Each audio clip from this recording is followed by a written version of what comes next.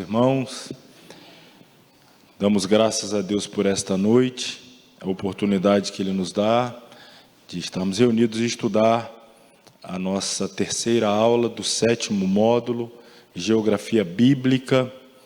Com a graça de Deus, nós vamos hoje dar esse passo e na semana que vem concluir mais este módulo. Saudando os irmãos presentes, saúdo também os que à distância agora nos acompanham, tanto os alunos da Escola Teológica Shema espalhados pelo Brasil e fora dele. Que Deus abençoe a todos e juntos tenhamos aqui uma aula frutífera e edificante. Vamos orar nesse momento. Santíssimo Deus, eterno Pai, damos graças ao Teu nome, pelo privilégio que nos concede de uma vez mais estar na Tua casa, estudar, aprender mais da Tua palavra. Agradecemos a presença de cada aluno que aqui está. Te agradeço pela vida de cada um que à distância também tem acompanhado as aulas, está acompanhando esse curso, ó Pai. Que a bênção do Senhor seja sobre todos nós, nosso entendimento seja aberto e a compreensão da Tua palavra, ó Deus, possa ser muito bem assimilada por todos nós, para a glória do Teu nome. Oramos a Ti em nome de Jesus. Amém. Amém. Meus irmãos, na semana passada nós estávamos falando dentro do capítulo que trata, o capítulo de número 5, que fala dos vales, os montes e desertos de Israel. E aí, nós falamos na semana passada sobre o conceito de vale, apresentamos, está aqui o Vale do Jordão, Vale de Jezreel, Vale da Bênção, que é o Vale de Beraca, Vale do Cedron, Vale de Hebron. E aí depois começamos a falar dos montes, o que é um monte, e aí então na sequência trouxemos o Monte Sião, o Monte Moriá, o Monte das Oliveiras, o Monte Carmelo, e encerramos aqui com o Monte Hermon, do Salmo 133, no seu verso 3, como orvalho do Hermon, a referência a este monte que desce sobre os montes de Sião, porque ali o Senhor ordena a bênção e a vida para sempre. E aí nós explicamos esse processo do Monte Hermon, a altitude dele, a neve faz aquela geleira, quando há o degelo, então ele aumenta o fluxo de água no Rio Jordão, que corre por todo o território sagrado, levando bênção, levando vida, prosperidade, produtividade, etc. E aí, para fecharmos este capítulo de número 5, faltou falarmos sobre desertos. Estamos aí, no meu material aqui, a página 35, dos irmãos aí é 35 também, 34, 36, às vezes muda alguma coisa. 32, o que é um deserto? Então, vamos lá. A palavra deserto está aí. É originária do vocábulo latino, aqui é do latim deserto, praticamente o mesmo, a mesma expressão. Significa, entre outras coisas, um lugar desabitado, despovoado, ou um ambiente ermo. A gente, quando fala deserto, logo vem à mente pouco povoado, pouca gente, distante da civilização, da população, etc. Ainda, segundo o dicionário Aurélio, deserto é uma região natural caracterizada por terreno arenoso e seca quase absoluta, e que apresenta, por isso, pobreza de vegetação e fraca densidade populacional. Um deserto raramente é um lugar para se viver. Claro que existem alguns povos que conseguem, através de adaptação, viver, eu diria mais do que viver, seria sobreviver no deserto. Povos nômades, algumas tribos, mas via de regra, o deserto é um lugar de travessia, de passagem, porque tem mais escassez do que produção, do que é necessária a subsistência. Tudo é difícil no deserto, tudo é mais complicado, por isso que não há tanta densidade populacional. Os principais desertos mencionados nas Sagradas Escrituras localizam-se no sul e na região oriental de Israel. Agrupam-se os primeiros na península do Sinai, os demais se encontram nas regiões do país. Vejamos as características dessas áreas. Daqui a pouco eu vou dar, inclusive, a estatística, no número estatístico da quantidade da região de Israel que é composta por deserto. Vocês já viram, nós apresentamos o tamanho da nação do país em relação a, por exemplo, o nosso estado do Espírito Santo. O país de Israel é a metade do nosso estado. E vocês vão ver daqui a pouquinho o percentual desse país, o quanto dele corresponde a desertos, desertos e desertos e desertos. Então, aí as áreas que são povoadas, aí tem uma densidade populacional muito grande, porque muitas outras áreas são desérticas. Vamos começar falando do deserto do Sinai. Hoje nem pertence a Israel, mas está dentro, vinculada, é impossível desvincular a história do Sinai da história de Israel. Nós sabemos que boa parte do período de formação da nação se deu exatamente ali no Sinai. Os filhos de Israel caminharam pelo Sinai durante 40 anos. Nesse período, aprenderam a conviver com as agruras do deserto. Não obstante a aridez daquele solo, nada lhes faltou. Supriu-lhes o Senhor todas as necessidades. Durante o dia, eram amparados pela coluna de nuvem, durante a noite, acompanhava-os a coluna de fogo. Então, a nação de Israel, ela se torna nação exatamente no deserto. Eles saem do Egito, eu já expliquei isso aqui algumas vezes, retrocedendo um pouco mais, eles entram no Egito como um clã, uma grande família, 70 e poucas almas, 72 almas. Então, uma família bem grande, né?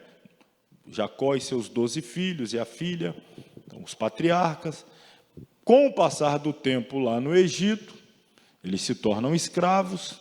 Alguns faraós assumem o poder e não conhecem a história de José, então transforma os filhos de Israel em escravos. E aí, aproximadamente 400 a 430 anos depois, Deus vai levantar Moisés, o libertador, que vai arrancar agora os escravos israelitas do Egito. Eles não eram uma nação, não poderíamos chamá-los de nação. Eles não têm terra, eles estão fora da terra, são escravos. Eles não têm as próprias leis, eles não têm o próprio culto. Eles estão dentro de um ambiente que cultua diversas divindades. Nada disso eles tinham.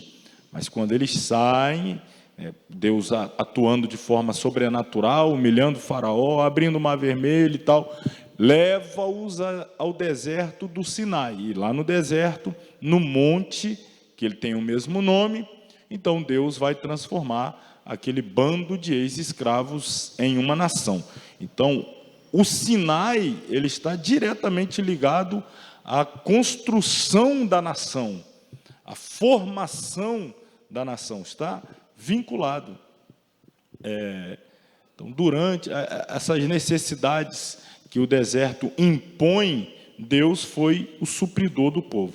Vamos dar uma olhada nesse mapa aqui. Lembrando sempre, a maioria das Bíblias de estudo tem esses mapas.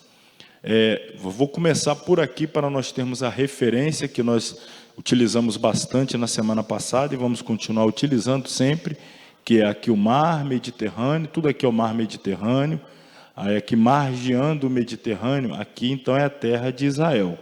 Aqui é o Mar Morto, então a gente vai subir essa linhazinha aqui fina, que seria o Rio Jordão, que é o Mar da Galileia. Então esse pedaço aqui é Israel. Aqui é o Egito. Eles saem do Egito, atravessam o Mar Vermelho, e a gente vai ver. Isso aqui é a chamada Península do Sinai. Grande parte desse território aqui é deserto. Por um período pertenceu à nação de Israel. Hoje em dia pertence ao país do Egito. O Sinai está sob o domínio do Egito. E aqui está o Monte Sinai, bem lá na extremidade sul desta península, o Monte Sinai, onde o povo ficou. Depois eles sobem, vêm para o lado de cá, começa a conquista desse lado oriental, atravessa o Jordão, continua as batalhas, enfim. Aqui está, então, o deserto do Sinai. Vamos ver se essa próxima imagem ajuda a visualizar um pouco melhor. Agora eu foquei aqui na península do Sinai. Está entrando aí. Aqui é o Mar Vermelho, tá? Tem esses dois golfos, né, que é a entrada para o continente, chamado Golfo. Então, aqui temos o Golfo de Suez e o Golfo de Aqaba. As pessoas costumam fazer uma assemelhar, não é? Comparar o Mar Vermelho com um coelho. E aqui, então, as orelhas do coelho, né? Depois, quando a gente mostrar, não sei se deixa eu ver se o mapa anterior, aqui assim, ó. Aqui a cabeça do coelho, aqui as orelhas. Então, as orelhas dele seriam os dois golfos. Aqui é ampliado. Os dois golfos. E no meio, portanto, a península do Sinai, o grande deserto. Toda essa região gigantesca aqui, deserto.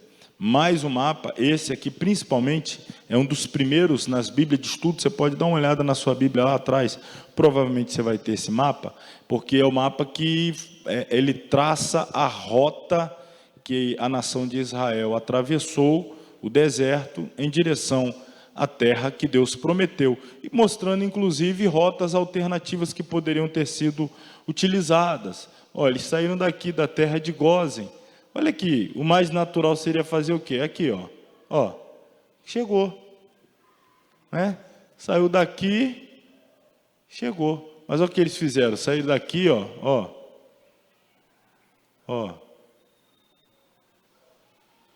Sem falar que nessa região aqui, eles ficaram aproximadamente 39 anos dando volta. Eles levaram 1 ano, mais ou menos, para chegar até aqui. E aí daqui foi enviado os espias, foi onde Deus então determinou a punição deles continuarem peregrinando.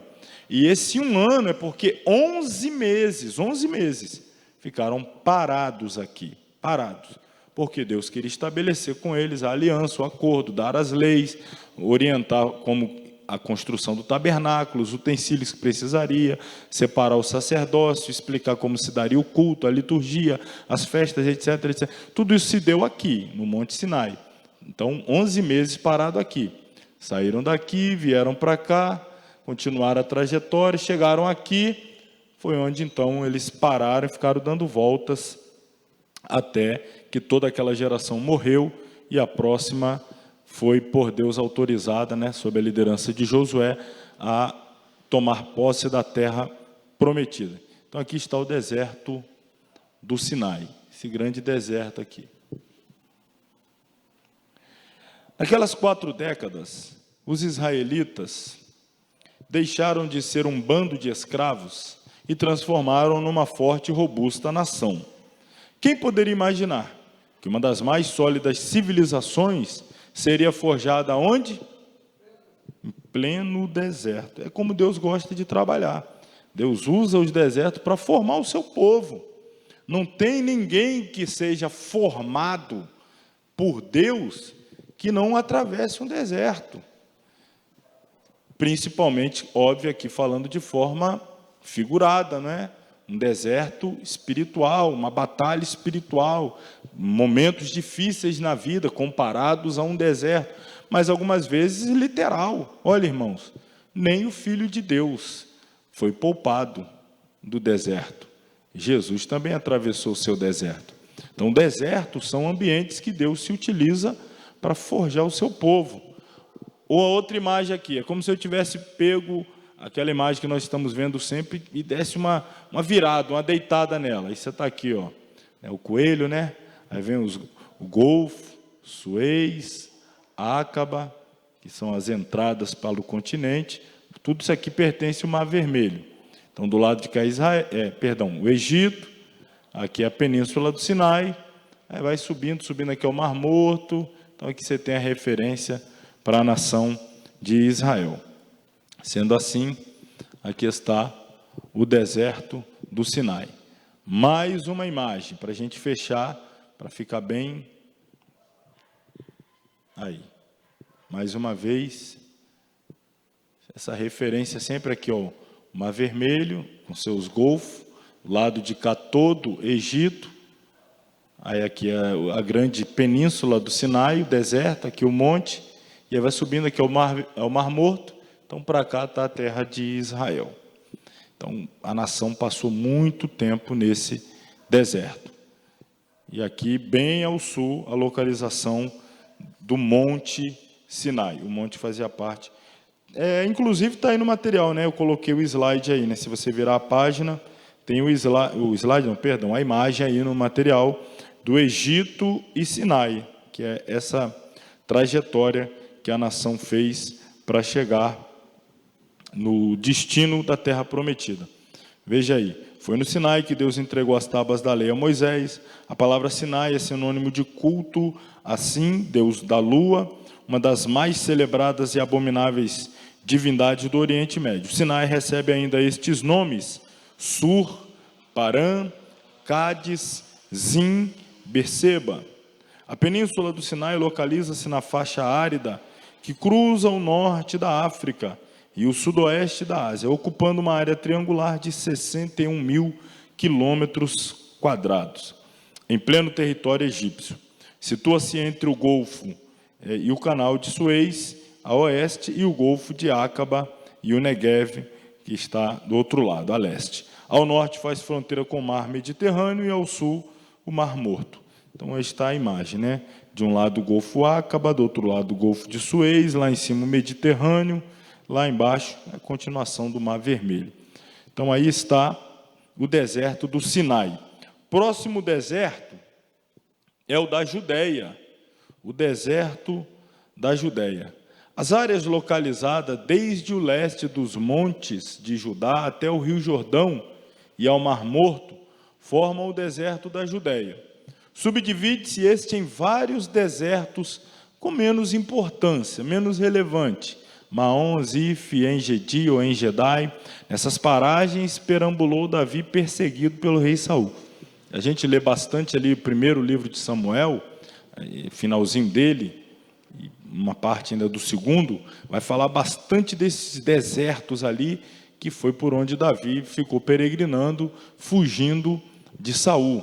Então, eu vou mostrar um mapa aqui que vai vir bastante. Agora aqui é a terra de Israel, sempre a referência. Sei que talvez é um pouco difícil aí de visualizar, mas aqui é o Mar Morto. Logo você vai ter que subir o Jordão, estamos fazendo no sentido contrário, até chegar aqui o Mar da Galileia, e continuar subindo até chegar ao Monte Hermon, onde ele nasce. Então, do lado de cá, ou seja, o lado ocidental do Rio Jordão, aqui, ó, exatamente aqui está Jerusalém. Toda essa região aqui, ó, se eu passar essa linha e jogar para baixo, tudo aqui é a Judéia.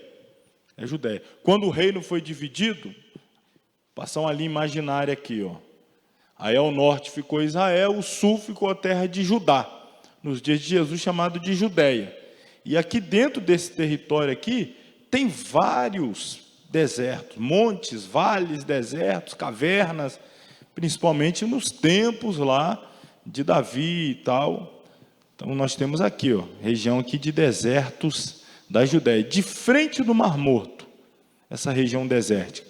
Provavelmente foi a região onde João Batista cresceu, nas proximidades do Mar Morto. Boa parte do ministério dele foi desenvolvido também, possivelmente a localidade onde Jesus foi tentado, toda essa região. Ó, aumentei o mapa, se a gente vir para cá, eu vou dar uma ampliada no mapa, aí com essa ampliação, aqui está o Mar Morto, e aí do lado de cá estão os desertos. Deserto de Maom, deserto de Zif, um do lado do outro. E o En-Gedi. Davi ficou peregrinando aqui, peregrinando, ia para um, Saul chegava lá, ele ia para o outro, chegava lá, ia para o outro. Essa região aqui é cheia de desertos. Olha, irmãos, eu já falei, a nação é pequena, e uma boa parte do território é Deserto. Olha as imagens do deserto da Judéia. É assim, aqueles monte, deserto, vale, aí desce, monte, mais ou menos assim. O deserto da Judéia é um lugar seco, árido, com terreno bruto, com muitas cavernas e aquelas gargantas assim. Então, essa região marcou a história também do nosso Salvador. Neste deserto, Jesus passou pela tentação. Imagina, ficou ali 40 dias, 40 noites nessa região de deserto, até que apareceu, Satanás, propõe a tentação, etc, etc. Então, essa região difícil, do sul da terra de Israel, muitos desertos existiam ali. Uma boa parte melhorou, a gente vai ver depois, mas ainda existem alguns desertos ainda hoje. Deserto de Jericó, deserto de Bet-Aven e Gabaon. Olha quantos desertos. Um deserto para cada um, não tem como fugir do deserto. Você sai de um, entra no outro, sai do outro, entra no outro. Sai, oh, meu Deus, graças a Deus, saí do deserto do Sinai, entrou no Negev. Sai do Negev, entrou no de Jericó. É deserto para escolher. O deserto de Jericó localiza-se no território, quando houve a divisão, de Benjamim, que é a mesma região onde ficou a capital, Jerusalém. A região forma um longo desfiladeiro de aproximadamente 15 quilômetros, que vai descendo de Jerusalém a Jericó. Aquela estrada era perigosíssima, desértica, e descendo pelo deserto, porque Jerusalém estava lá em cima e Jericó lá embaixo, e o trajeto de Jerusalém a Jericó era por meio de uma estrada desértica, cheia de cavernas, de gargantas. Então, nessa área, há muitas cavernas onde se escondiam os malfeitores. A região serviu de cenário para que Jesus falasse o quê? Olha lá, a parábola do bom samaritano, que ele narra no capítulo 15 de Lucas. Descia um homem de Jerusalém para Jericó, e aí caiu na mão de salteadores. Eles ficavam ali. Você quer ver era tão comum essa questão de salteadores na região de deserto, à beira da estrada, se esconder naquelas cavernas, nas gargantas, e aí quando passava alguém, um vendedor, uma pessoa transportando algum bem, algum valor, então eles aproveitavam e pulavam em cima, saltavam em cima e roubavam tudo que a pessoa tinha, batia, deixava ele desacordado e ia embora. Então, esses esconderijos que os bandidos, ladrões, salteadores se valiam nessas regiões desérticas, era muito comum que eles chamassem de covil de ladrões e salteadores. E aí, certa feita, Jesus pegou e falou isso em relação ao templo, não é? Que estavam fazendo do templo uma espécie de covil de ladrões e salteadores. Qual é a comparação? Qual é a equivalência que Jesus está ali estabelecendo? É como se o templo tivesse se transformado nesse esconderijo em que os ladrões estão ali, que eram exatamente os religiosos, os fariseus, os saduceus, escondidos atrás de uma capa de religiosidade, atrás de uma hipocrisia barata, mas quando passava um desavisado, eles pulavam em cima e roubavam a mesma pessoa. Vendia lá um animal coxo, cego, manco, fazia uma oferta de qualquer jeito e arrancava deles lá. Você acha que esse negócio é recente? Campanha de prosperidade, traga aí um voto de R$1.000, de R$1.500 e não sei o quê. Você acha que isso é de agora? Jesus já estava denunciando. Transformaram a casa a casa de Deus, a casa do Pai Celestial, em uma espécie de esconderijo de ladrões e salteadores. Então a ideia era essa a equivalência, a correlação. Vou mostrar aqui mais uma vez uma imagem, um mapa. Então nós temos aqui, aqui está Jerusalém. Jerusalém, aqui. E aqui Jericó. Logo, para descer de Jerusalém para Jericó, você tinha que descer uma estrada desértica. Jerusalém lá em cima, cidade edificada sobre os montes, Monte Moriá, Monte Sião, e lá embaixo Jericó. Jericó está lá embaixo no nível ali do Rio Jordão. Lembrando, quando Josué atravessa o Jordão, já dá de frente de Jericó, está lá embaixo. Jerusalém lá em cima. 15 quilômetros, se eu não me engano, é essa distância aproximada, porém de uma estrada bem complicada. Modernamente, hoje, na atualidade, claro, você já tem as vias aí para os carros passarem. Ainda assim não é fácil. Às vezes é uma estrada bem estreitinha, de um lado uma via para subir, do outro lado para descer. Embora o país seja muito moderno, até para construir essas estradas lá foi difícil, porque a região é bem montanhosa e desértica. Mas é uma imagem aí da região do deserto de Jericó, mais moderno. Os demais desertos, né, estão por ali. Bet-Aven, Gabaon, são outros importantes desertos que estão ali juntos a Jericó. Em Gabaon, obteve Josué irretocável vitória sobre os primitivos habitantes de Canaã.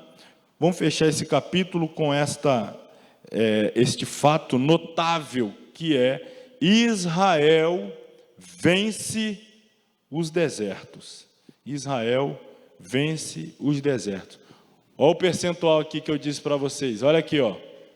50% das terras de Israel são compostas pelo deserto do Neguev. Sem falar esses outros desertozinhos. Só o Neguev é 50% de todo o território. E é praticamente todo desértico. Então você já tem uma terra pequena e a metade dela é um grande deserto. O moderno Estado de Israel, porém, está vencendo a aridez de seu deserto, transformando num inacreditável jardim. Olha a imagem aí do Neguev. Quem quer ir lá morar no Neguev? Se der uma casa para você ir morar lá no Neguev. Irmão, de um lado está o Mar Morto. Daqui a pouco a gente vai falar um pouquinho mais dele. Do outro lado está o Mar Mediterrâneo.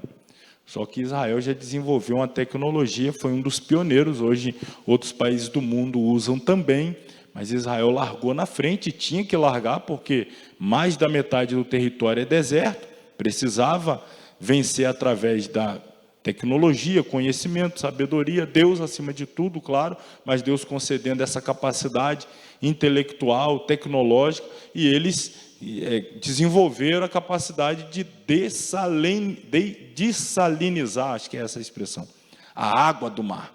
Pega a água do mar, consegue extrair o sal da água e transformar aquela água em água potável, água boa para consumo, para beber, para irrigação, para lavoura e etc. Porque não tem, na região do deserto, lá não tem água, não tem o Jordão. Já estamos falando para baixo do Mar Morto. O Jordão acaba lá no Mar Morto e ali só sobra deserto, principalmente o Neguev.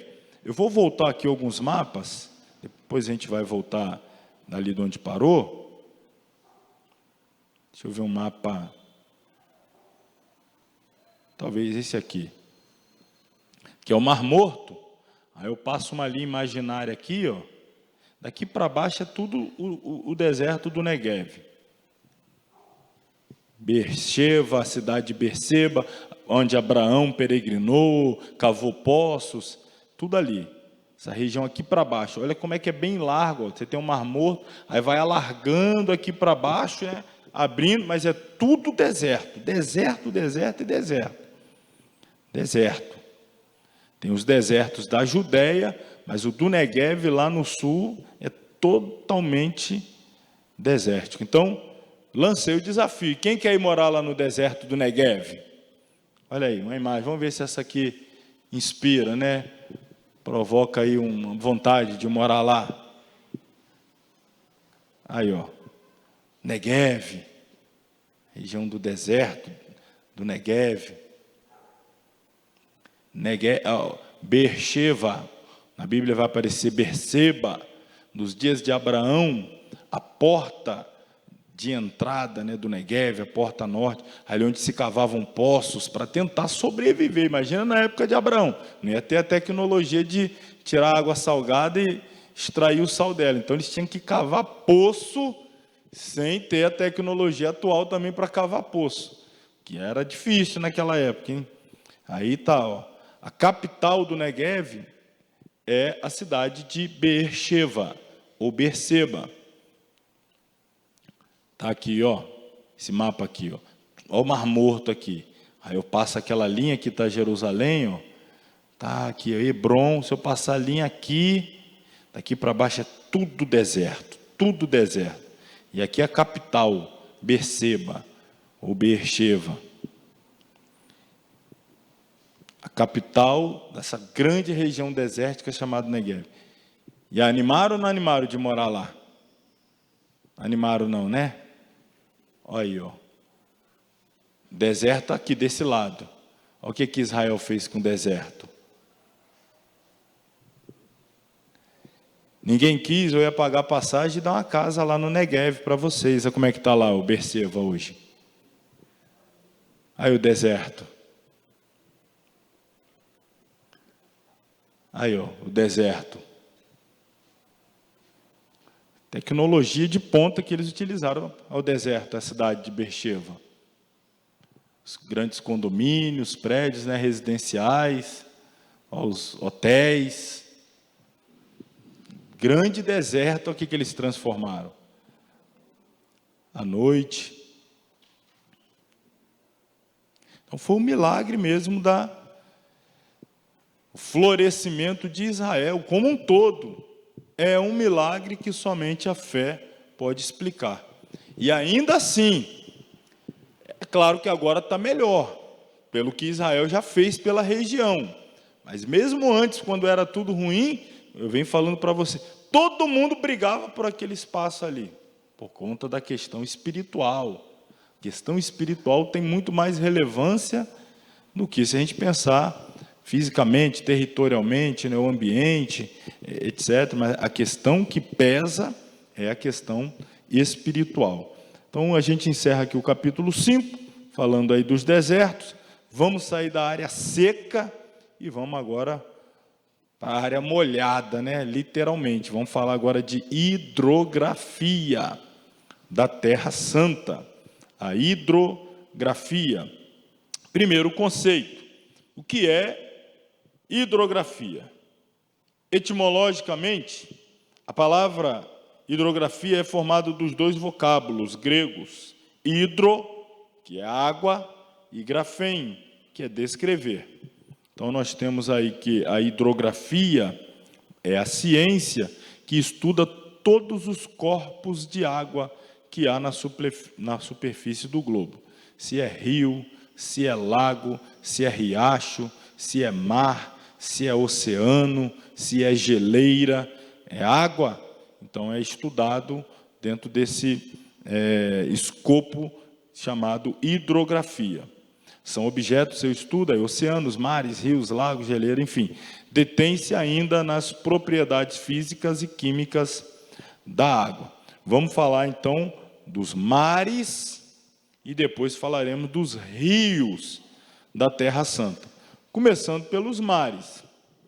A hidrografia de Israel é composta por 3 mares, sendo que, na verdade, só 2 podem ser mesmo chamados de mares. Mas, como na Bíblia muitas vezes era tratado assim como mar, nós vamos incluir aqui a princípio. Este último, já coloquei ali, ó, conforme veremos, não é propriamente um mar. Estaremos a ver também o Mar Vermelho, que não é de Israel, mas faz parte da história de Israel. Não tem como falar da história da nação sem falar do Mar Vermelho. Não está dentro do território, mas Israel passou por ele, foi uma travessia marcante. Então, antes de qualquer coisa, vamos definir o conceito de mar.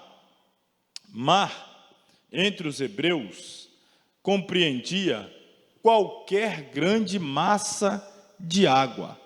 Eles o consideravam criação do Senhor. Está aí o Salmo 24, versos 1 e 2. Do Senhor é a terra e a sua plenitude, o mundo e aqueles que nele habitam, porque ele afundou sobre os mares e a firmou sobre os rios. Então, uma porção grande, imensa de água, para os hebreus era um mar. Hoje, para a hidrografia, aliás, já de algumas décadas para cá, o conceito de mar é diferente daquilo que se tinham os antepassados, os antigos. O conceito é outro. Mas vamos falar de cada um deles aí. Começando pelo Mediterrâneo. Estamos em que página aí, só para eu me situar? A de vocês é a 36, né? Página 36. 35. Mar Mediterrâneo. Então, acompanhe aí. O Mediterrâneo aparece nas Sagradas Escrituras com outro... Você nunca vai encontrar na Bíblia o nome Mar Mediterrâneo. Não tem esse nome lá.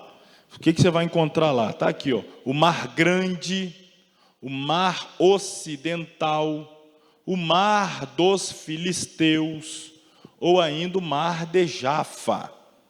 Mas não vai ter o nome Mediterrâneo. Esse é um nome que ele recebeu depois de encerrada, inclusive, a Bíblia, e hoje a gente não tem como outra referência àquele mar, senão o Mediterrâneo. Hoje ele é conhecido mundialmente como o Mediterrâneo, mas nas páginas da Bíblia você vai encontrar o Mar Grande, o Mar Ocidental, o Mar dos Filisteus, o Mar de Jafa. Então, biblicamente é tratado simplesmente de um mar. Sua importância é incontestável. Olha aí o mapa. Está aqui, ó. Esse é o mar. Aí aqui você tem um continente africano, e em cima o europeu, aqui na região oriental o asiático. Ó, a terra de Israel aqui, ó. Hoje eu estou com o microfone com fio. Deixa eu ver o quão perto eu consigo chegar aqui. Aqui é o Mar Vermelho, a gente vai falar dele daqui a pouco. Tá, os golfos de Suez e Áqaba. Então, o lado de cá, terra do Egito, aí aquela travessia, aqui toda a região do Sinai, sobe, aqui está o Mar Morto, Jordão, lá em cima da Galileia, esse pedacinho aqui é Israel. O mar está aí de frente deles, o grande mar, ou dos filisteus, porque as cidades dos filisteus costeavam o mar, né? A faixa de Gaza, hoje chamada faixa, mas a cidade de Gaza, Gate, Ecrom, tem mais duas, irmão, lembra? Eram 5 cidades que os filisteus tinham: Gaza, Gate, Ecrom, Ascalon e Asdod. Eram essas 5, e todas elas próximas aí ao mar. Então eles chamavam o mar dos filisteus, porque as cidades dos filisteus, repetindo aí, Gaza, Gate, Askelon, Asdod e Gate, elas ficavam próximos do grande mar, do Mediterrâneo. Por que ele tem esse nome? Mediterrâneo.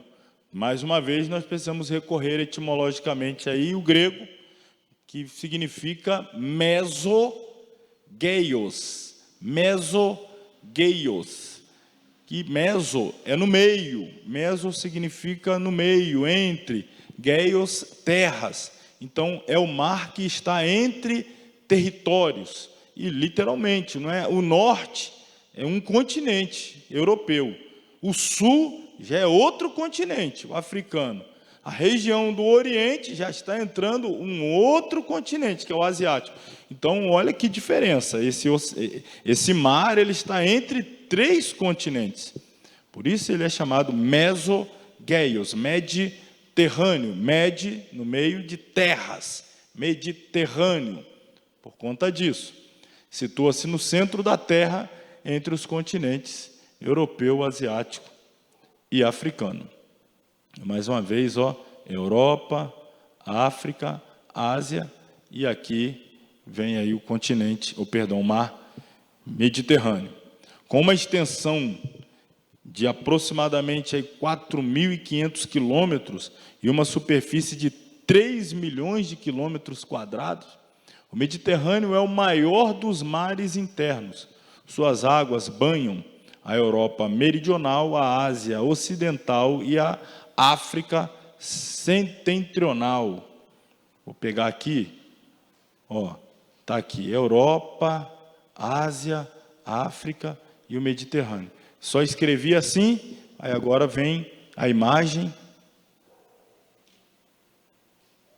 Aí. Deixa eu voltar aqui para vocês verem, né? Então tá aqui os continentes, aí quando a gente joga aqui o mapa, que ele vem, a gente percebe. Ó. Aqui a Europa, por exemplo, Grécia, Itália, Espanha. Lembrando que o desejo de Paulo era pregar na Espanha, o desejo de Jonas era fugir lá para Tarsis, na Espanha. Tem uma pequena entrada aqui, ó. Se a gente sair lá do outro lado, vai sair no Oceano Atlântico, que é esse oceano que está diante de nós também. Essa pequena entrada aqui, que na verdade faz a divisão entre o norte, que é o continente europeu, e o sul, que é o africano, essa pequena entrada é chamado de Estreito de Gibraltar. Talvez já tenha ouvido falar. Estreito de Gibraltar. É um estreito porque se eu não me engano, deve ter uns 60 quilômetros, mas pelo o tamanho do Oceano Atlântico e o tamanho do Mar Mediterrâneo, essa entrada ali, ela é chamada de um estreito. Estreito de Gibraltar. Através do Mediterrâneo, Salomão recebeu os valiosos cedros do Líbano para a construção do templo. Lá no norte, no Líbano, eles cortavam as madeiras, colocavam em jangadas e vinham pelo Mediterrâneo até chegar no porto de Jope, descarregava e as madeiras vinham para dentro. Depois tinha que subir o monte de Jerusalém, lá em cima, para poder descarregar. Não é como tem hoje, não. Imagina o trabalho que era naquela época para fazer todo esse transporte aí das madeiras para a construção do templo. E as pedras também, porque Salomão determinou que nada seria feito dentro de Jerusalém. Barulho de pedra sendo quebrada, tinha que ser feito lá fora e depois transportado lá para cima, para Jerusalém. Então, através do Mediterrâneo, chegou a madeira para a construção do templo. Em suas águas foi Jonas lançado quando fugia da presença do Senhor. Então, lá no Mediterrâneo, que o grande peixe o engoliu. Foi lá que ele se converteu, ficou crente no Mediterrâneo. E, ao contrário do profeta engolido pelo grande peixe, Paulo já utilizou o Mediterrâneo para a universalização do Evangelho. Era por lá que Paulo saía para ir pregar em Chipre, uma ilha do Mediterrâneo. Depois ele subia lá para a região da Ásia Menor, atual Turquia, que já está entre Ásia e Europa. De lá ele foi parar em Roma, ilha de Malta. Então, para Paulo, o Mediterrâneo era o caminho para a universalização da mensagem do Evangelho. Ali ele foi às cidades gregas, Filipos, Atenas, Corinto, Éfeso, que já é uma cidade da Ásia Menor.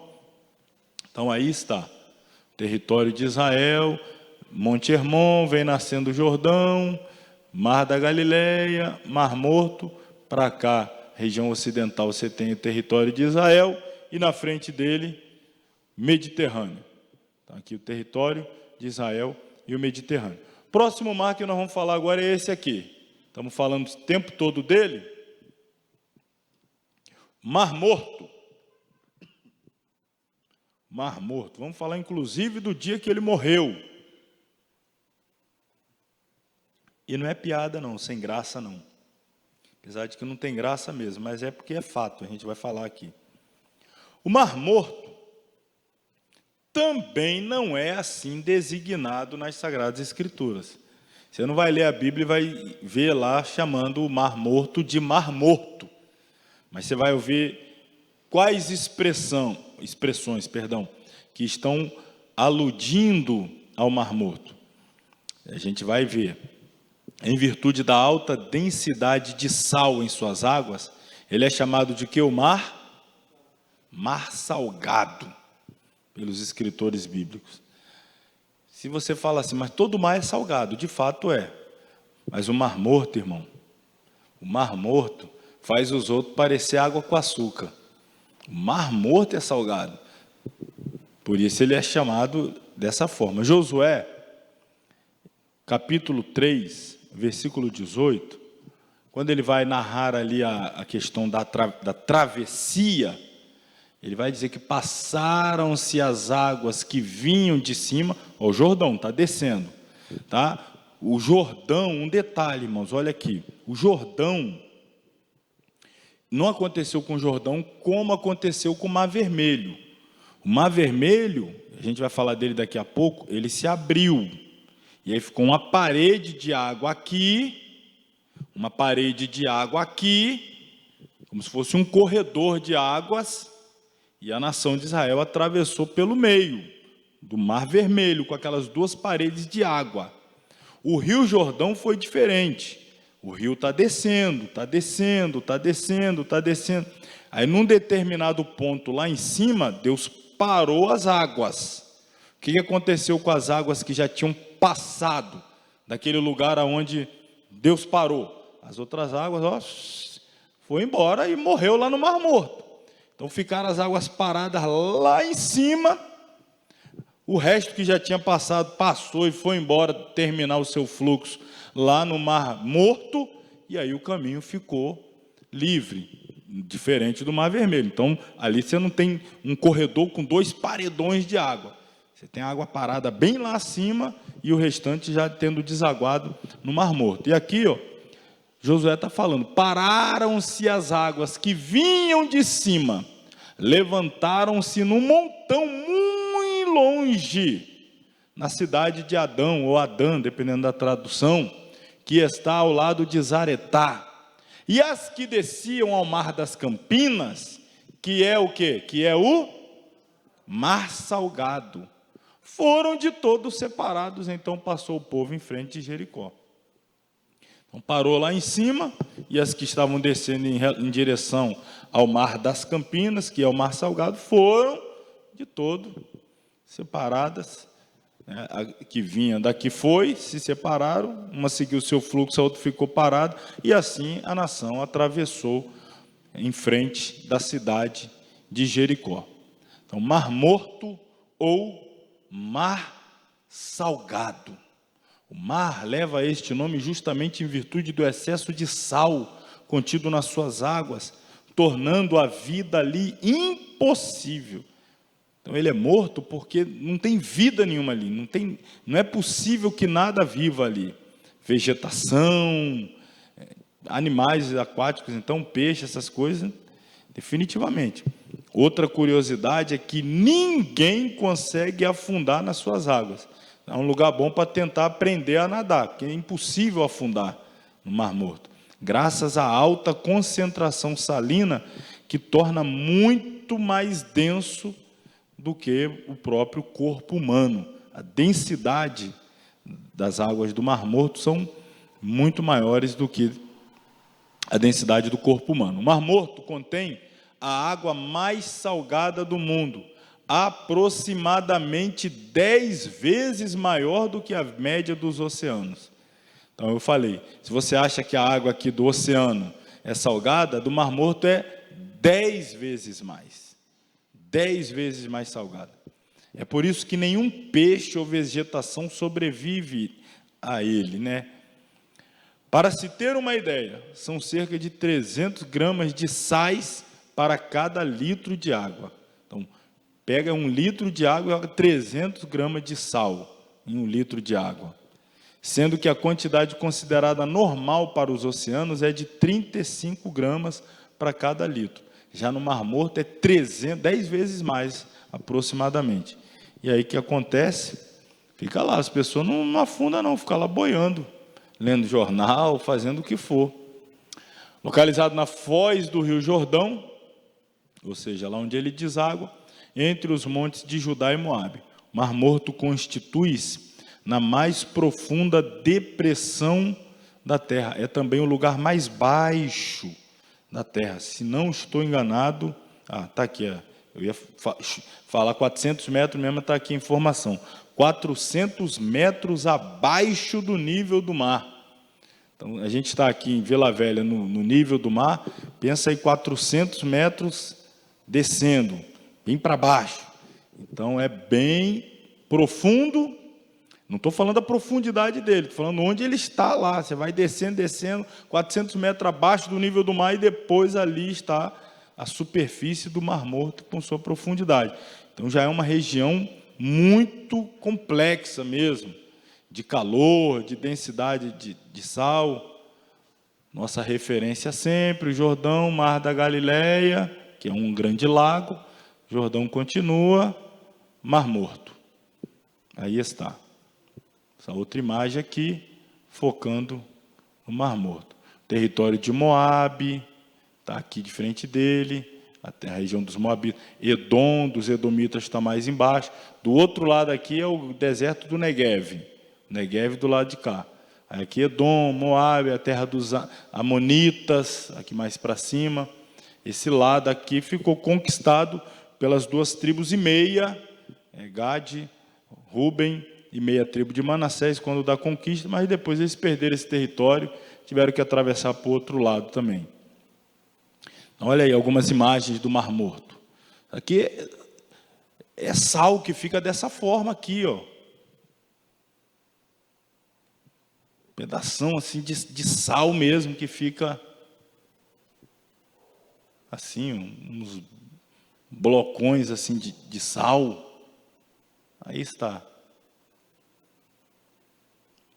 Biologicamente, suas águas são estéreis, nada cresce, sobrevive, nem sequer germina no piscinão salgado feito uma salmoura, e de onde exala um permanente fedor de ovo podre. Quem quer dar um mergulho lá no Mar Morto? De água aberta, de boca aberta ainda, hein? Engolir aquela água salgadíssima. E o cheiro é forte, está muito abaixo do nível do mar, região muito quente, muito salgado. Então, a alta concentração de enxofre, potássio, bromo, aí a tabela periódica toda, fosfato, magnésio, sódio, principalmente, né? O sal, entre outros minerais. A concentração ali é imensa. Devido ao grande acúmulo de elementos, o mar, aconteceu o que com ele? Morreu. Não tem vida nenhuma lá. Nada, nada, nada.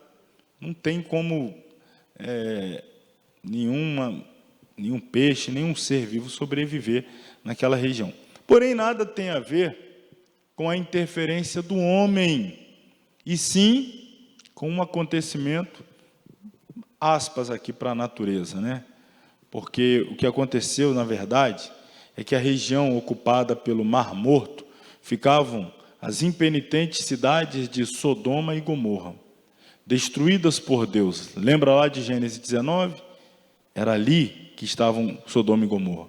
Então, Deus fez chover do céu enxofre, esses elementos que destruíram a cidade, em suas águas salgadas, não há qualquer espécie de vida. O Mar Morto é o símbolo da consequência do pecado, do juízo de Deus. Acabou com aquela cidade e acabou com toda espécie de vida, e o próprio mar também morreu. Eu brinquei há pouco, a gente ia ver o dia que o mar morreu, foi o dia do juízo sobre as cidades de Sodoma e Gomorra. É possível você ver até na internet, aí no YouTube, eu não sei se é fato essa especulação, eu acredito que não passa de especulação, mas de vez em quando tem alguns vídeos da região do Mar Morto, e algumas imagens igual essas assim que eu apresentei, assim, né? Essas imagens aqui naquela região e tal. Alguém lá fotografou uma imagem de sal assim, que parece uma mulher virando assim, ó. Aí diz que é quem que está lá? A mulher de Ló, que virou tempero, está lá até hoje, lá assim, ó. E é recente, vídeos aí talvez, né, de 5, 7 anos atrás. Se entrar no YouTube, vai ter lá alguns arqueólogos, aquela imagem lá, ó, é a mulher de Ló, ficou lá até hoje, presa lá, uma estátua de sal. A quantidade de sal, até a mulher virou toda sal. Então essa região aí é símbolo da consequência do pecado. Então nós temos aqui o Mediterrâneo, na frente dele o Mar Morto, as cidades ficavam nessa região e foram destruídas pelo juízo de Deus. Ó, deixa eu pegar esse mapa aqui, Mar Morto, está aí, e aqui as cidades de Sodoma e Gomorra, e acabou dizimando toda a região. Vamos para o próximo mar, que, como já disse, não é um mar, mas ele era chamado assim, e na Bíblia aparece assim, Mar da Galileia. O Mar da Galileia não é propriamente um mar. Trata-se, na verdade, de um grande lago de água doce, alimentado pelo Rio Jordão. O Novo Testamento recebe os seguintes nomes: Mar de Quinerete, Mar de Tiberíades e lago, esse aqui já é o mais correto, lago de Genezaré. Tudo isso, esses nomes, é devido às cidades que estão em volta dele.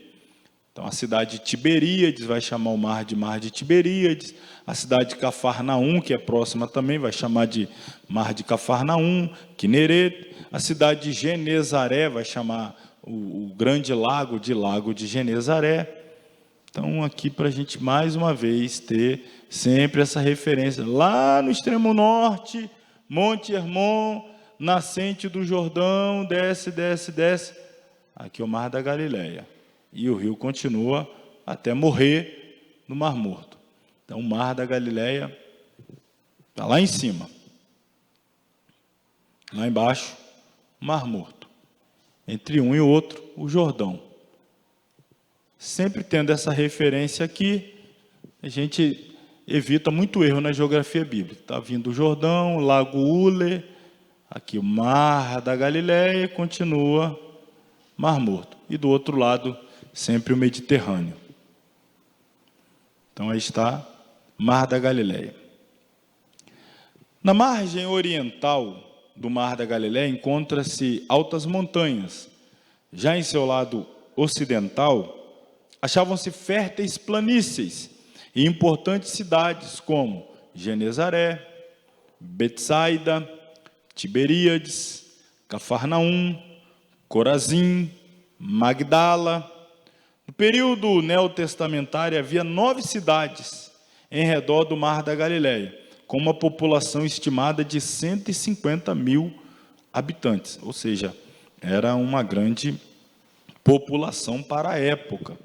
Vamos ver esse mapa, essa imagem aqui. Então, como se fosse aqui o Mar da Galileia, aí você vem aqui a cidade de Tiberíades, Magdala, Cafarnaum, Corazim, Betsaida. Quando você atravessa ele lá para o outro lado, a região de Gadara, Gerzara, tá? Às vezes você vai ler um evangelista, e Jesus chegando na região de Gadara, outro vai falar Gerzara.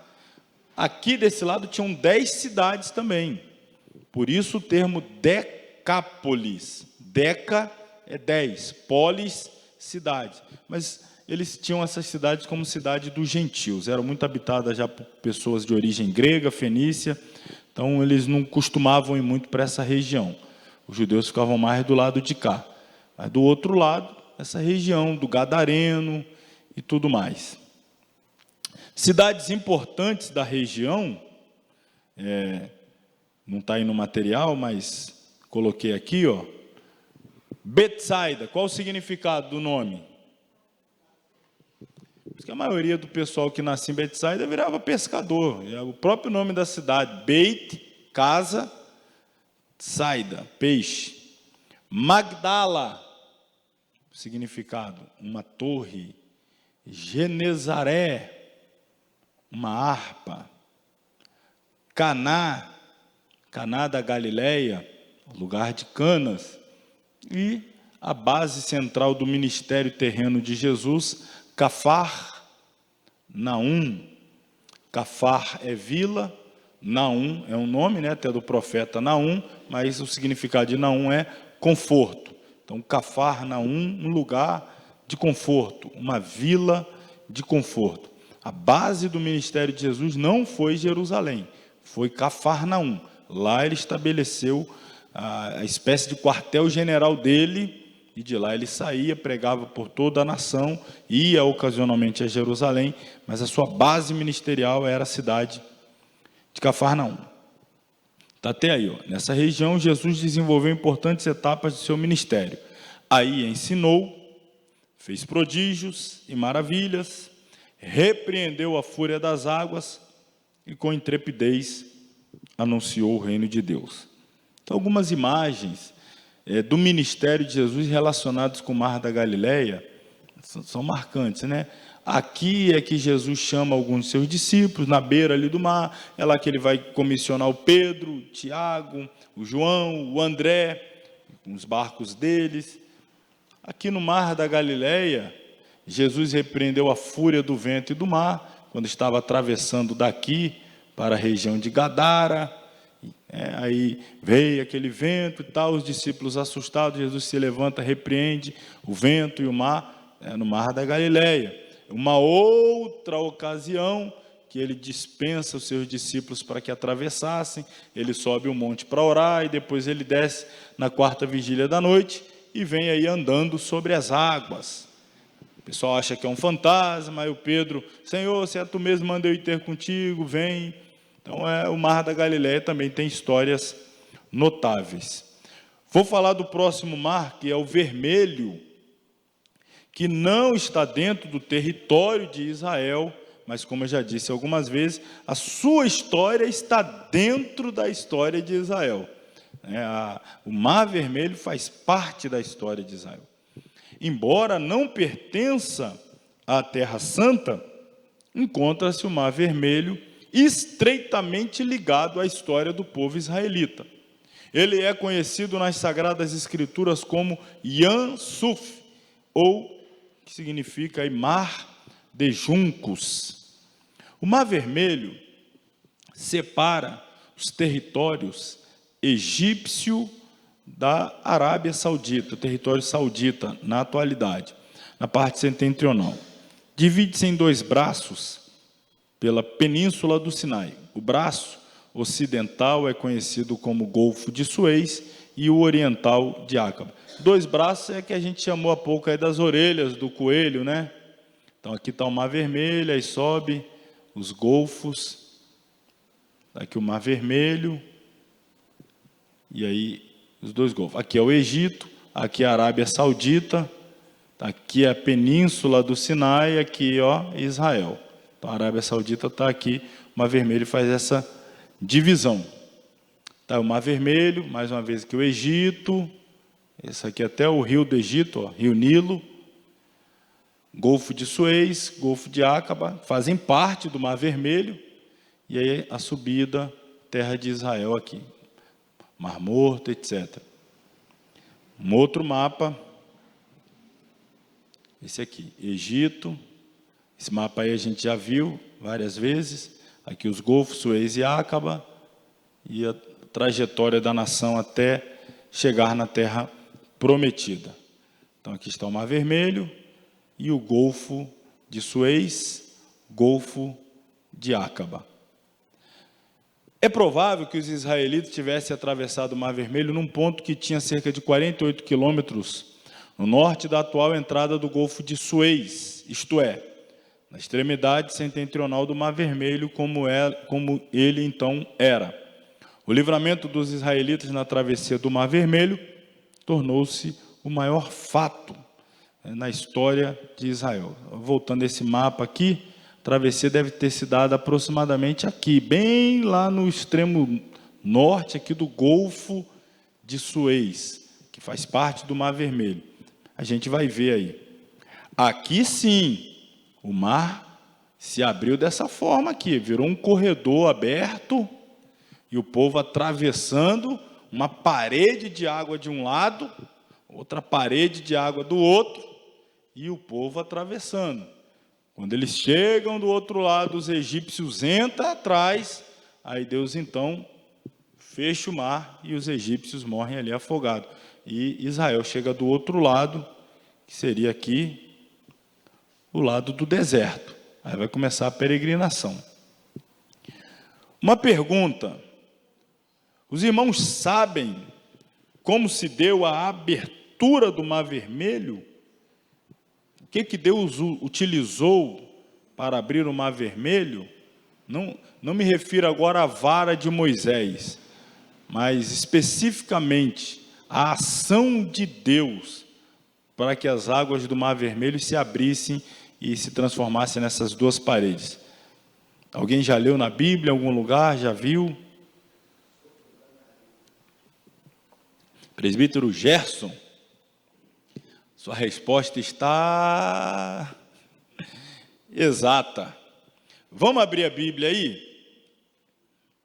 Está aqui a imagem, né? Olha que imagem magnífica.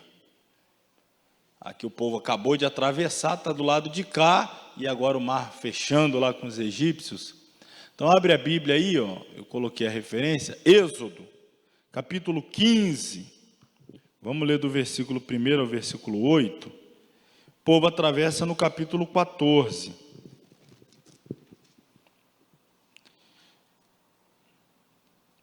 Antes de atravessar, Israel está murmurando, né? Depois de atravessar, vai cantar, vai... O povo é assim, antes do milagre murmura, depois dá culto em ação de graça. Então aí vem o cântico de Moisés, capítulo 15. Eu vou ler, vocês acompanham aí, na minha versão revista corrigida. Então cantou Moisés e os filhos de Israel este cântico ao Senhor e falaram dizendo: cantarei ao Senhor porque sumamente se exaltou, lançou no mar o cavalo e o seu cavaleiro. O Senhor é a minha força e o meu cântico, ele me foi por salvação. Este é o meu Deus, portanto lhe farei uma habitação. Ele é o Deus de meu pai, por isso exaltarei. O Senhor é varão de guerra, Senhor é o seu nome. Lançou no mar os carros de Faraó e o seu exército, e os seus escolhidos príncipes afogaram-se no mar vermelho. Os abismos os cobriram, desceram às profundezas como uma pedra desce. A sua destra, ó Senhor, se tem glorificado em potência. A tua destra, ó Senhor, tem despedaçado o inimigo. E com a grandeza da tua excelência, derribaste os que se levantaram contra ti. Enviaste o teu furor, que os consumiu como restolho. Observação, verso 8. E com o sopro do quê? Dos teus narizes amontoaram-se as águas, as correntes pararam como um montão, os abismos coalharam-se no coração do mar. Ó, Deus lá do céu só fez ao mar, sopro dos narizes, e o mar se abriu. Merecia um glória a Deus, irmão. Você está desligado aí, hein? Lá do alto, Deus só... O povo murmurando, Moisés, Senhor, e agora? Por que clamas a mim? Diga o povo que marcha, eu vou resolver aqui. Resolveu. Deu uma soprada com o nariz. Pronto, está resolvido? Tá resolvido. Então atravessa agora. Rapaz, esse aqui é Deus, né? Olha aí. Soprou com as narinas e o mar abriu. E o povo atravessou a pés enxutos. Naquele lugar ali. Então, este é o provável, aqui a imagem, ó, este é o provável local em que os israelitas atravessaram o Mar Vermelho, indo em direção à terra prometida. Por aqui assim, eles atravessaram. Estava aqui na terra de Gósen, foram descendo entre Piairote, atravessou, e aí continua a peregrinação, né? Aqui pelo deserto Sinai, até o monte, sobe, enfim. Já vimos aí Mar Vermelho, aqui o lugar da travessia, bem lá em cima. Vamos falar dos rios da Terra Santa agora. Estamos dentro da hidrografia ainda. Então vamos apresentar aqui alguns rios da Terra Santa. 2 rios existentes em Israel, ou melhor, dos rios, não é 2 não, perdão. Dos rios existentes em Israel, somente o Jordão merece de fato esse nome.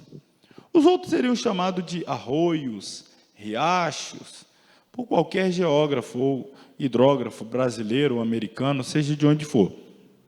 Vejamos, pois, como são os rios israelitas. Começando com um conceito. O que é um rio? Um rio, vamos recorrer mais uma vez ao Aurélio, curso de água natural, de extensão mais ou menos considerável, que se desloca de um nível mais alto para outro mais baixo, aumentando progressivamente o seu volume até desaguar no mar, num lago ou no outro rio, e cujas características dependem do relevo, do regime de águas e etc. Então, alguns rios que a Bíblia cita, que hoje nem seriam chamados de rios, mas à época era assim chamado. Primeiro deles, o rio Caná. O rio Caná é citado apenas no Antigo Testamento, constitui-se em fronteira natural entre as tribos de Efraim e Manassés. Ele nasce nas imediações de Siquém, atravessa a planície de Saron e suas águas despejam-se no Mediterrâneo. Então, dá uma olhada no mapa, né? Falando assim, a gente precisa ver. Esse mapa aqui é da divisão das tribos, o lado oriental, Ruben, Gad, meia tribo de Manassés. Aí a gente vai para o lado ocidental, Dan, Naftali, Azer, Zebulon, Issacar, Manassés ocidental, Efraim. Aqui nessa divisa aqui, ó, eu disse aí que está na divisa entre as tribos de Efraim e Manassés, ó, Efraim e Manassés. Logo, está aqui o rio Caná, ele vai descendo aqui até desaguar no Mediterrâneo. Deixa eu voltar aqui. Então, esse rio, nem sei se hoje existe ainda, não sei dizer. Eram pequenos volumes de água, alguns secaram, nem existe mais. Um exemplo de um rio que não existe mais é esse próximo aqui, ó, que é o rio Cedron. Ele nem existe mais hoje. Hoje lá é simplesmente chamado do Vale do Cedron. Uma vez já passou águas ali naquele rio, naquele vale lá embaixo. Hoje já secou, não passa água nenhuma. Davi, por exemplo, quando atravessou a região de Cedron, era um rio. O Monte das Oliveiras é separado do Moriá pelo ribeiro de Cedron. Hoje é só o vale. A designação significa escuro em hebraico. Pelo Cedron, passou o rei Davi quando fugia de seu demagogo e ambicioso filho. Vamos ver o texto? Está em 2 Samuel 15, 23, está aqui, ó. Toda a terra chorava a grandes vozes, passando todo o povo. Também o rei passou o ribeiro de Cedron, e passou todo o povo na direção do caminho do deserto. Então, uma olhada aqui no mapa, a gente já apresentou isso em outra ocasião. Aqui o Monte Moriá, que é o monte do templo, e do lado de cá o Monte das Oliveiras. Lá embaixo o Vale de Cedron. Nos dias de Davi, um rio passava lá, um riacho, que era chamado, portanto, o rio Cedron. Hoje só sobrou mesmo o vale. Hoje não existe mais ribeiro, apenas o vale. Mesma coisa em relação ao Jaboque também, não existe mais. Mas a Bíblia fala do rio Jaboque. Vamos tentar identificar onde ele está. Rio Jaboque. Um ribeiro que cruza a cadeia de montanhas de Gileade e deságua no lado leste do Jordão, aproximadamente a meio caminho entre o Mar da Galileia e o Mar Morto. Então, Mar da Galileia lá em cima, Mar Morto aqui embaixo. Então, a gente vai ter mais ou menos o Jaboque aqui. Um pequeno rio que vem, aí deságua no Jordão, e o Jordão continua o seu fluxo até o Mar Morto. Ele tem a história, né, que é importante, ligada ali no Antigo Testamento, aos profetas. O Jaboque nasce no sul da montanha de Gileade, de suas imediações. O patriarca Jacó lutou com o anjo do Senhor. Foi um combate acirrado, mas no final, o piedoso hebreu recebe inefável bênção. Ele é abençoado no Vale do Jaboque. A semente de Abraão passa a ser acunhada, recebe o nome de Israel, depois que Jacó atravessa o Vale do Jaboque, o ribeiro de Jaboque, luta com o anjo, é ferido e o nome dele é mudado de Jacó para Israel. Então, essa história é importante, ligando aí ao Vale de Jaboque, ao ribeiro de Jaboque, vou mostrar aqui também onde ele está. Desse lado aqui. Mais uma vez, um rio que vai lá e deságua no Jordão e segue até o Mar Morto. Sempre tendo a referência ao Mar da Galileia, desce. É importante, tá, irmão? Eu sei que é aquela aula muito técnica, cansativa, a gente tem que olhar bastante o mapa, para ter alguma familiaridade. Amanhã ou depois você está pregando uma mensagem aí. Imagina você falar que o Rio Jordão passa dentro de Jerusalém, mas Jerusalém está lá 800 metros, lá acima do nível do mar, o Jordão está lá embaixo, em Jericó. Às vezes você vai, se eu não tiver algum conhecimento, você coloca um lago que está no norte, põe no sul, que está no Egito, você traz para dentro de Israel. É importante, você está tendo a noção, quando você vai estudar para você, ou principalmente se vai falar em público, ensinando, numa escola dominical, num culto de ensino, pregando, para não cometer alguns equívocos, fica feio. Hoje em dia, tudo é gravado, tudo é transmitido ao vivo, e você dando informação errada, dizendo que um lugar está em tal lugar e está no outro, usando a fé, né, transportando os montes. Esse monte aqui está lá, meu Deus, a fé do homem é grande mesmo, ele pegou um monte daqui e levou para lá. Então, eu sei que é uma aula muito técnica, mas é necessária. Rio Querite, o grandíssimo ribeirinho de Querite. Já nos dias de Elias secou, estava bebendo da água do ribeiro. Hoje em dia também não é propriamente um rio. Para alguns autores, não passa este riacho de um filete de água, que na maior parte do ano jaz-se completamente seco. Perseguido pela indecente, diabólica Jezabel, o profeta Elias recebeu do Senhor a seguinte ordem, está registrado lá, primeiro livro dos Reis, capítulo 17, versículo 3 ao 5, retira-te daqui e vai para o oriente, esconde-te junto ao ribeiro de Querite, que está diante do Jordão, e há de ser que beberás do ribeiro, e eu tenho ordenado aos corvos que ali te sustentem. Foi, pois, e fez conforme a palavra do Senhor, porque foi e habitou junto ao ribeiro de Querite, que está, aonde? Então, aqui você já tem uma referência. O ribeiro está indo e vai para o Jordão, provavelmente deságua no Jordão, e o Jordão continua seu fluxo até o Mar Morto. Então, aqui está diante do Jordão, o Jordão está aqui, Mar da Galileia, Mar Morto, Querite mais ou menos aqui, seguramente descendo em direção ao Jordão. O Elias era tisbita, da região aqui de Gileade, que era o lado de cá. Ele atravessa, vai lá em Samaria, confronta Acabe, de lá ele volta para cá, fica aqui. Daqui Deus manda ele sair lá para Sarepta, que é em Sidom, até que finalmente ele encontra com Acabe aqui, nas proximidades do Monte Carmelo. Finalmente, o rio, que é de fato o rio da Terra Santa, o rio Jordão, em hebraico chamado de Nahar Yarden. Yarden, a palavra Yarden, inclusive, significa o que desce, aquele que desce. Então, o rio Jordão é o rio que desce, e é o que acontece, ele nasce lá em cima no Hermon e desce até a profundidade, a maior depressão do planeta Terra, Mar Morto, a 400 metros abaixo do nível do mar. Por isso ele tem esse nome, aquele que desce. Não à toa, aí você já faz associação, porque que Eliseu mandou o Naamã, vai lá no Jordão e desce 7 vezes. O próprio nome do rio já é aquele que desce. É um sinônimo de humildade, de humilhação. Tem este nome em virtude do vertiginoso curso, do cume do Hermon até o Mar Morto. Então, para a gente ter a ideia, Hermon, onde Jordão nasce, Mar Morto, onde ele morre, e aí nós temos aí o Jordão. Do lado de cá a parte ocidental, parte de cá oriental, as 2 tribos e meia ficaram aqui, as outras 9 e meia aqui, depois aqui perdeu tudo, então esse território aqui.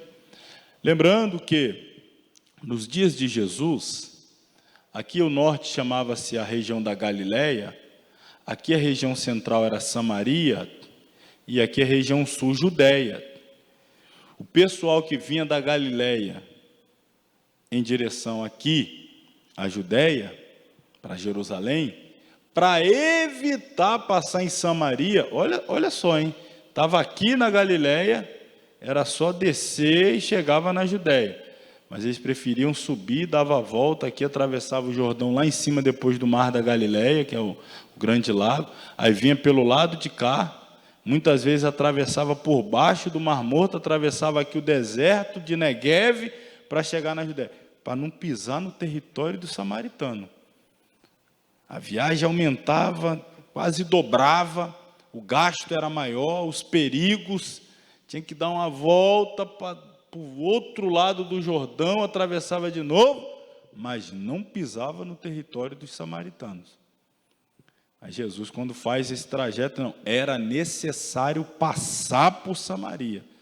Era o mais fácil, era o mais simples, mas a maioria, a esmagadora maioria, não fazia isso. Então atravessava o outro lado.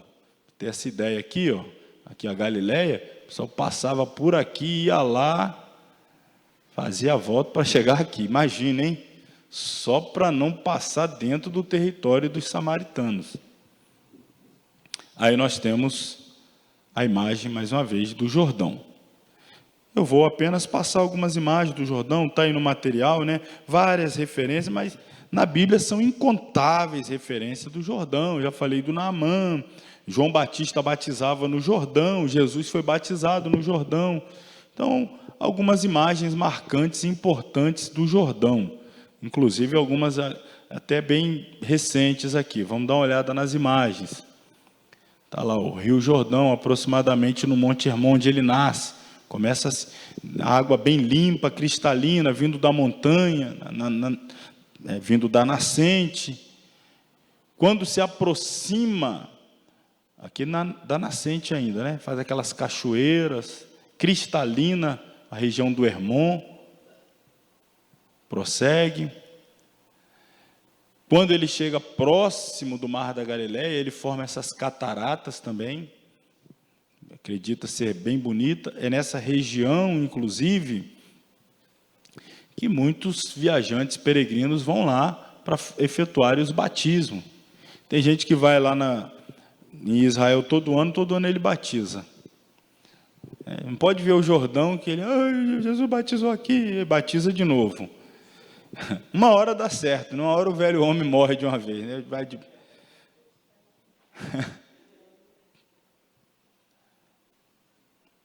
Tá aí o Rio Jordão, seguindo o curso dele, vai indo, até chegar lá no Mar Morto, desaguar lá no Mar Morto. Quando desaga lá, aí pronto, aí bate lá, vira sal, o calor intenso vem, evapora as águas, e ali vai sempre se renovando, chega mais água, vai evaporando, e dali não vai mais para lugar nenhum. Tem gente que é Mar Morto, né? Você sabe, né? As coisas chegam nele e morre tudo nele, ele não passa para adiante para ninguém, não. Só chega ali e morre ali. Ele é abençoado pelo Rio Jordão, mas não abençoa ninguém. Ele chega ali retém, ali morre. Isso é muito sério, né? Uma analogia aqui. Então, seja rio, não seja o Mar Morto. Nós temos meia hora de aula, mas em 15 a 20 minutos, eu vou falar do capítulo 7, que é um capítulo muito rápido, e deixarei para a semana que vem, lembrando que será na terça. Nós teremos a nossa aula na terça, encerraremos essa disciplina. Na quarta também teremos aula, já começando a próxima. Eu adiantei, já avisei os irmãos, estou relembrando, porque no dia 16 de outubro estarei em viagem para a África do Sul e Moçambique. Ficaremos 2 quartas-feiras sem aula, então estou adiantando. Vai ficar um pouquinho apertado, mas depois vocês têm 2 semanas de folga. Então, semana que vem encerraremos essa disciplina na terça e já na quarta começaremos História da Igreja. Já para lembrar, irmão, 8ª disciplina História da Igreja, a 9ª é Família Cristã e a 10ª Introdução a Missões, curso médio encerrado, 13 de dezembro a formatura. Vamos falar então do clima. na Terra Santa. Como é que você imagina que seja o clima lá? Frio, quente, chuvoso, ventania, neve?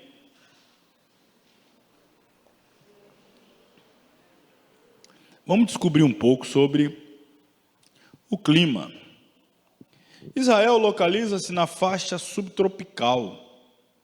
Explica-se, portanto, a variedade de seu clima. Genericamente, contudo, apenas 2 estações sobressaem na Terra Santa: a chuvosa e a seca. Ambas são acompanhadas, respectivamente, no período chuvoso, muito frio, e no período seco, muito calor.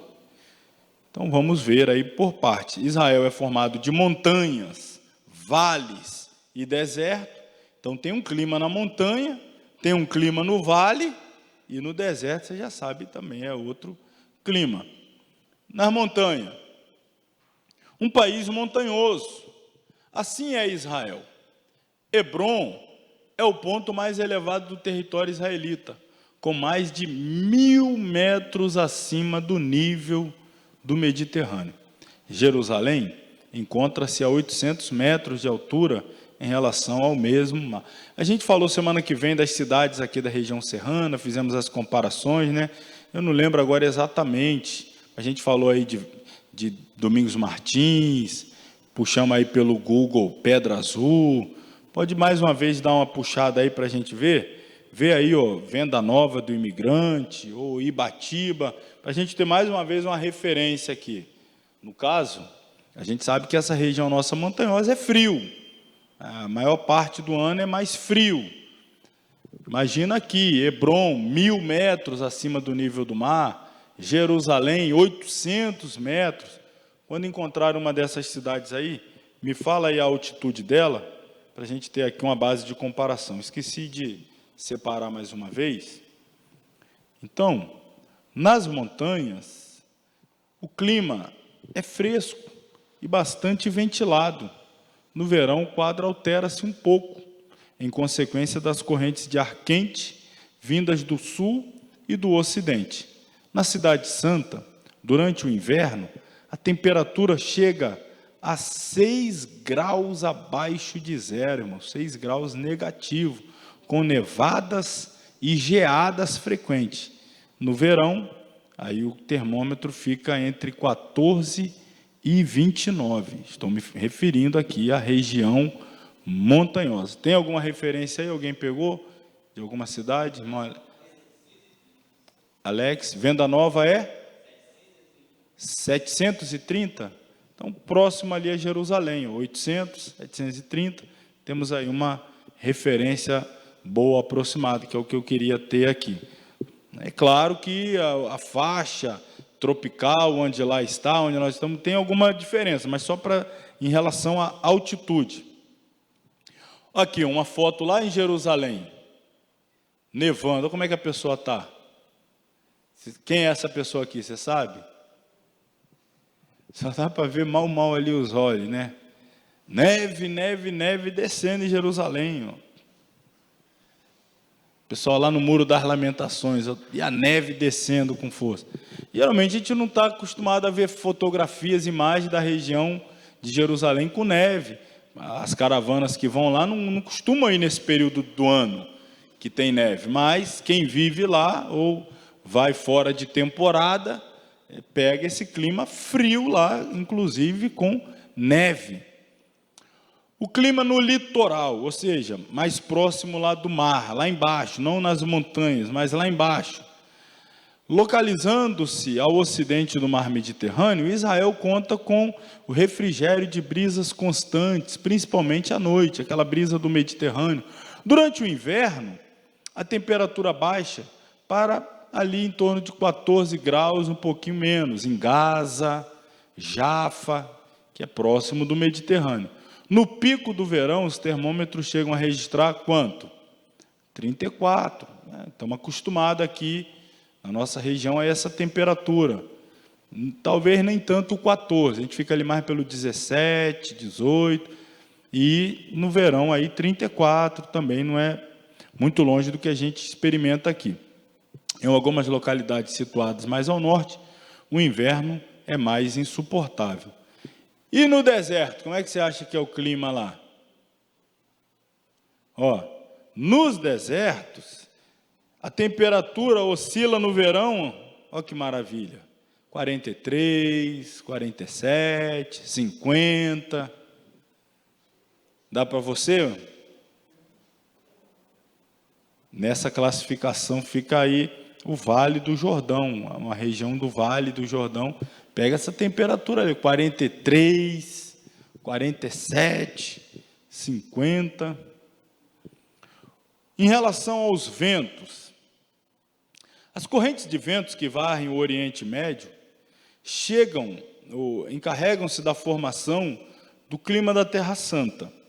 As úmidas, os ventos úmidos que vêm do Mediterrâneo, os ventos frios, aquele que vem lá do norte, e o quente que vem da região do deserto. Aqui a gente chama de vento sul, vento nordeste, não sei o quê. Lá eles chamam das úmidas, está vindo da região do mar.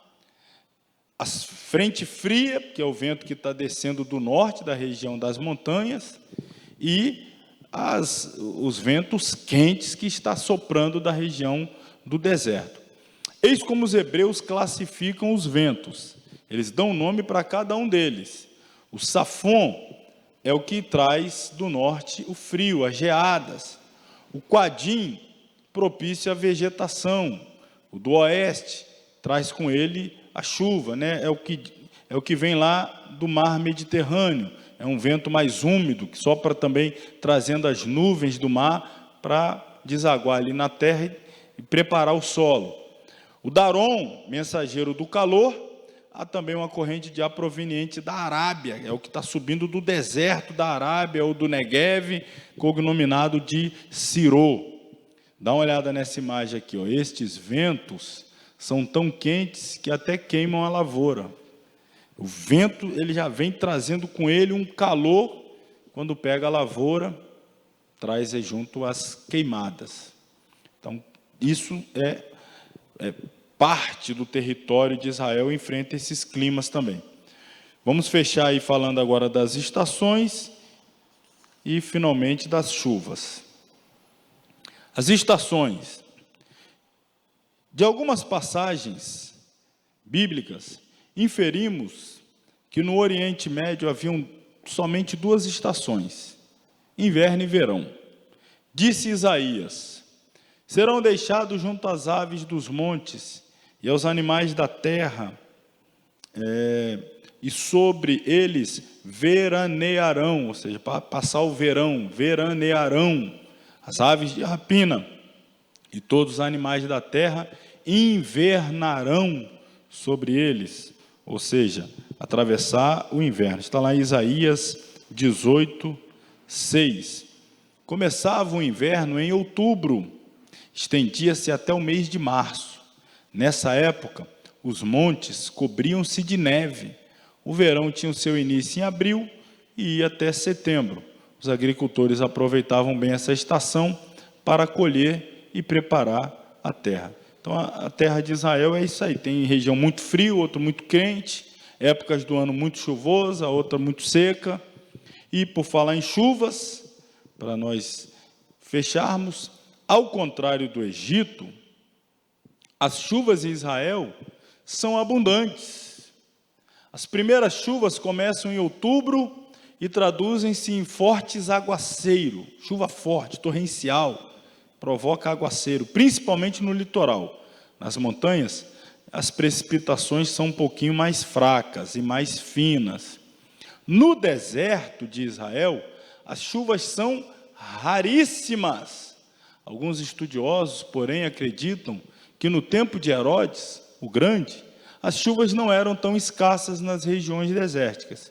Isso porque ele construiu uma fortaleza emmaçada, lá perto do Mar Morto, com grandes cisternas, exatamente com esse propósito de captar as águas da chuva. Então, os arqueólogos ainda trabalham muito naquela região lá de Massada e encontram até hoje assim, várias cisternas. O objetivo delas era exatamente, pelas imagens aqui, você vê, quando a chuva vinha, juntar, captar essas águas das chuvas, que era importante ali para aquela região desértica. Então, quando a chuva caía, enchia aquelas cisternas, que era utilizado pelo pessoal que morava naquela região.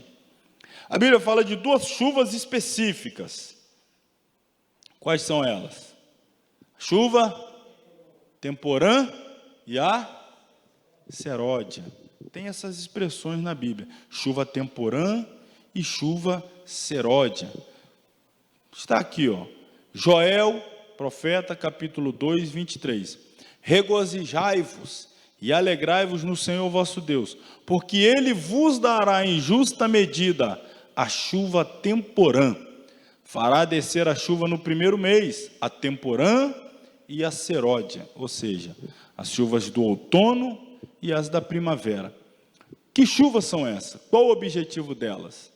E qual a simbologia no universo espiritual?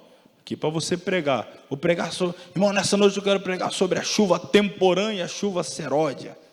Abra o guarda-chuva porque vai chover. Não, não é para abrir não, tem que se molhar dessas águas mesmo. Tem um significado espiritual que dá para aplicar assim, dessa forma. Por exemplo, a chuva temporã, que eram as chuvas de outono, que normalmente descia entre os meses de outubro e novembro. Essa chuva era uma chuva responsável por preparar o solo para o plantio de grãos. Chuva para a sementeira e a lavradura dos campos. A semeadura do trigo e da cevada. Então, era aquela chuva forte que arrancava a seca do terreno e preparava a terra para receber a boa semente e a seu tempo frutificar. Então, a chuva temporã, no universo da igreja, aponta para Pentecostes, quando o solo terrestre espiritual foi preparado para receber a igreja, para a semente da igreja descer, e já começou a dar os frutos ali em Pentecostes mesmo, 3.000 almas, 5.000 almas, e começou a chuva forte, seródia, temporã, a seródia que vai vir agora, chuva seródia, entre Abib e Nissan, março, abril, essas chuvas desciam. Que chuva é a seródia? Preparavam plantações específicas para o início da colheita da cevada. Logo depois, no mês de Sivan, entre maio e junho, vinha então a colheita do trigo. Então eram terras que ajudavam, olha que coisa linda, como é que ficava, plantação da cevada.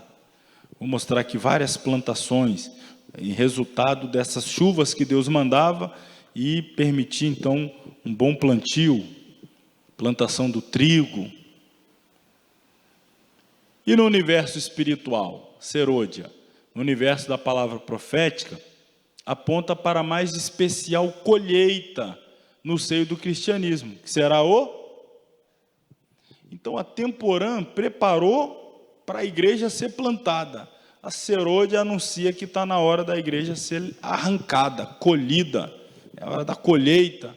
Então, uma prepara para o início e a outra prepara para o final.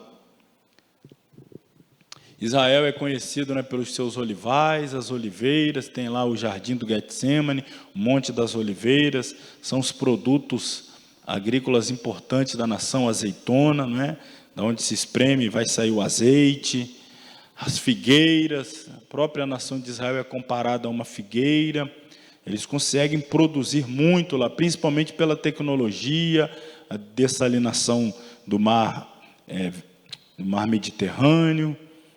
Então, eles têm realmente hoje uma produção muito boa de cereais, de sementes, de grãos de trigo, grãos de cevada,